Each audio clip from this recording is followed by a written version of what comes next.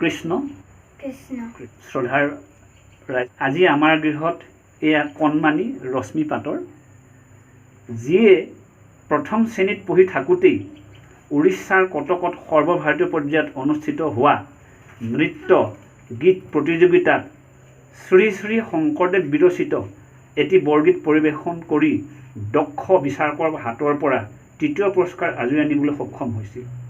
সেয়া আছিল 2019 চনৰ কথা। কণমানি ৰশ্মিক তেওঁৰ ককাক এই সন্মুখত আপোনালোকৰ ভিডিঅ'ত দেখিছে। ককাক আমাৰ ফুলগুৰি অঞ্চলৰ এজন গায়ক, বাদক, অভিনেতা শ্ৰী খগেন পাটৰ খুৰাই যত্ন লৈ সেই গৌৰৱ কঢ়িয়াই অনাত মুখ্য ভূমিকা লৈছিল। এতিয়া আহকচোন কণমানি ৰশ্মি পাটৰে পৰিৱেশন কৰা শ্ৰী শ্ৰী মাধৱদেৱ বিৰচিত বৰগীত এটিকে শুনো। কৃষ্ণ ৰাগ ললিত তাল পৰিতাল, কৃষ্ণ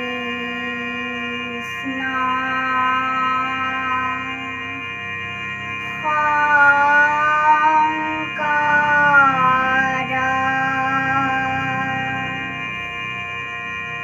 গুৰু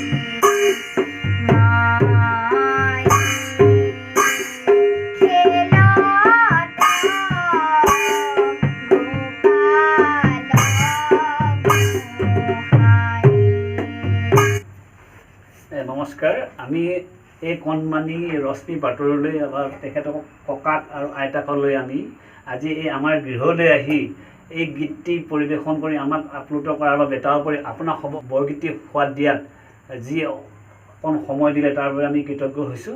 এয়া আছিলে পুৰস্কাৰসমূহ। গতিকে আপোনাক সবেই আশীৰ্বাদ কৰিব কণমানি ৰশ্মি যাতে উজ্জ্বল ভৱিষ্যত হয় তাৰ বাবে আমি আপোনালোকৰ ওচৰলৈ এতিয়া সেৱাসহ আজি সামৰণি মাৰিছোঁ। কৃষ্ণ কৃষ্ণ।